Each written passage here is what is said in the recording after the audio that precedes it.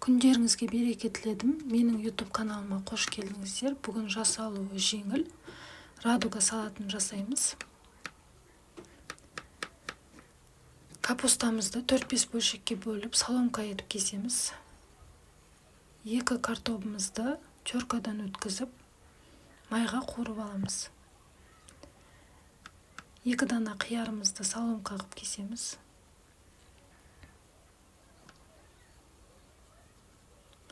Қызанағымызды да соломка етіп кесеміз. Жасалуы өте жеңіл, бір отырғанда желініп кететін салаттардың бірі. Куриный грудкамызды қызарғанша майға қуырып аламыз. 2 қасық соевый соус, татымына қарай тұз салып, пісіріп аламыз. Піскеннен кейін суытып, соломка етіп кесеміз. Кукурузымызды салып, бетіне тұзымызды сеуіп, майонезбен әсемдеп шығамыз. Ас болсын, мені қолдап, комментария жазып кетіңіздер. Рахмет.